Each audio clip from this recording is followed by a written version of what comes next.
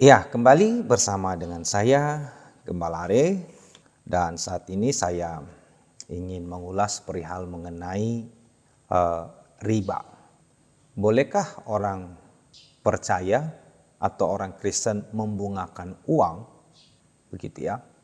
Itu menjadi sebuah pertanyaan yang sering muncul dan mereka yang meminjamkan uang kadangkala mengalami kebingungan gitu ya. Apakah mereka harus memberi pinjam dengan cuma-cuma atau mereka harus mendapatkan yang namanya bagian. Ya, jadi mari kita lihat di dalam Alkitab, bolehkah membungakan uang kepada teman, saudara atau tidak begitu ya. Acuan kita adalah Imamat pasal yang ke-25 ayat 35 hingga ayat yang ke-38. Saya akan bacakan kepada kita ya. Perlakuan terhadap orang miskin. Apabila saudaramu jatuh miskin sehingga ia tidak sanggup bertahan di antaramu, maka engkau harus menyokong dia sebagai orang asing dan pendatang supaya ia dapat hidup di antaramu. Janganlah engkau mengambil bunga uang atau riba daripadanya, melainkan engkau harus takut akan Allahmu supaya saudaramu dapat hidup di antaramu. Janganlah engkau memberi uangmu kepadanya dengan meminta bunga.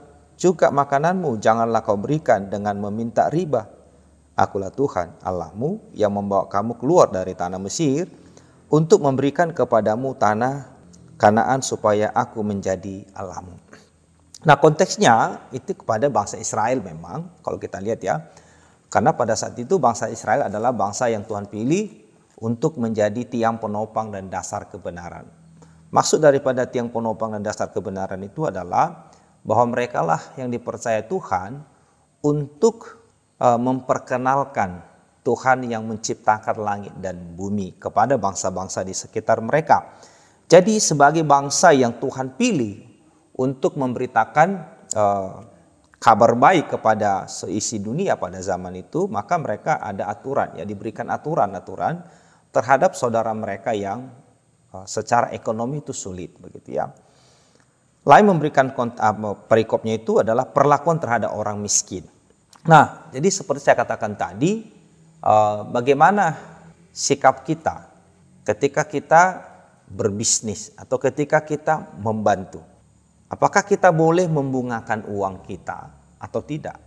Atau barang yang kita berikan itu boleh nggak kira-kira itu menjadi penghasilan bagi kita gitu ya.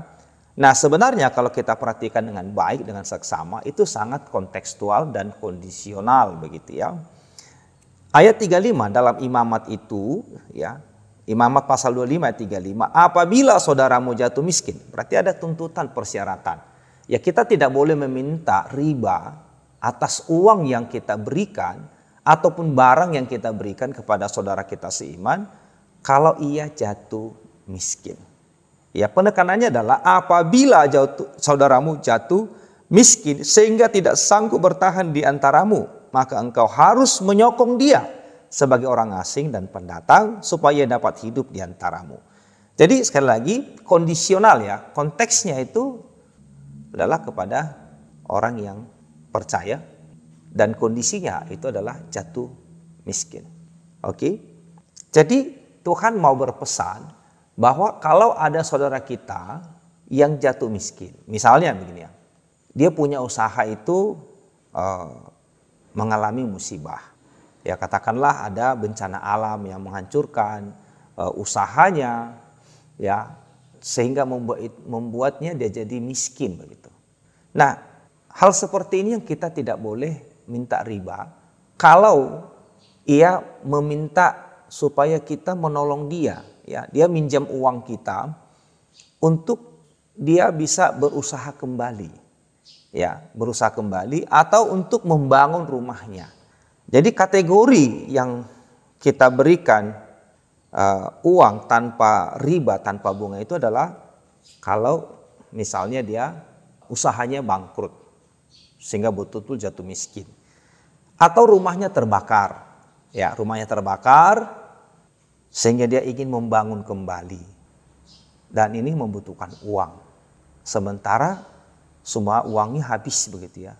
Hartanya habis terbakar. Tapi dia masih punya tanah dan dia ingin membangun. Maka kita sebagai saudara seimannya harus membantunya, menyokongnya. Caranya bagaimana? Ya dengan memberikan uang, ya pinjaman kepada dia tanpa bunga, begitu ya. Atau memberikan kepada dia modal tanpa bunga, karena kita tahu bahwa dia mengalami musibah begitu, ya. Atau mungkin anaknya masuk rumah sakit atau suaminya atau istrinya atau siapapun dari keluarganya yang masuk rumah sakit tapi dia tidak punya uang. Nah, orang seperti itu harus kita sokong begitu ya. Tidak boleh dimintai riba atau mengambil kesempatan untuk meminta barangnya gitu sebagai agunan. Tidak boleh gitu ya. Atau mungkin dia ingin membayar uang kuliah atau uang sekolah anaknya. Maka hal seperti ini harus kita tolong ya. Orang seperti itu harus kita tolong dengan memberikan uang atau meminjamkan uang tanpa meminta bunga sedikit pun, bahkan menyokongnya begitu ya. Jadi sebenarnya Alkitab itu jelas. Kepada siapa kita tidak boleh meminta riba? Itu kepada orang yang jatuh miskin. Tetapi kalau misalnya orang itu meminjam uang kita untuk bisnis, ya murni untuk bisnis, ya tentu kita harus ada yang namanya hitung-hitungan gitu. Misalnya dia meminjam uang 100 juta. Dia ingin berbisnis jual beli mobil atau jual beli tanah misalnya.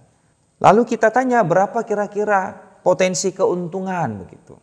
Ya katakan misalnya dari 100 juta ini bisa berpotensi dapat keuntungan 30 juta. Ya. Jadi kita ambil bunga itu dari mana?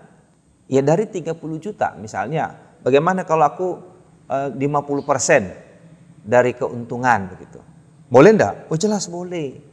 Sebab jikalau 30 juta ya keuntungannya itu dibagi 2, maka 15 juta pada dia, 15 juta bagi kita. Tentu sama-sama diuntungkan. Intinya dalam membungakan uang itu adalah sama-sama diuntungkan. Ya, dia untung, kita untung. Begitu ya. Tetapi kalau dia di pihak dirugikan, dia harus membayar bunga kepada kita sementara dia tidak balik modal juga tidak. Nah, itu tidak boleh. Ya. Seperti katakan tadi jatuh miskin intinya, jatuh miskin. Ya.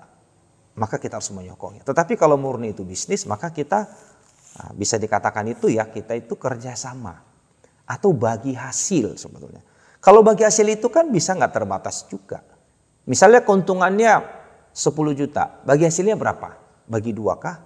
Atau bagi 3? Biasa yang berlaku di masyarakat itu kalau misalnya dia mendapatkan ternak dari seseorang, lalu dikembangkannya. Anaknya itu bagi 3. Kalau anaknya misalnya 9, maka bagi si pemilik itu dapat 3. Lalu si penerima yang menernakkannya itu dapat 2 bagian. Maka dia mendapatkan 6, yang si pemberi dapat 3. Demikian seterusnya. Itu tergantung kesepakatan kita bersama. Jadi sebenarnya mencari keuntungan atau mencari riba itu sesuatu hal yang lumrah di dalam perdagangan. Kalau orang berdagang tidak dapat untung, wah, lalu bagaimana dia bisa menafkahi keluarganya? Bagaimana dia bisa bertahan hidup? Maka harus ada keuntungan.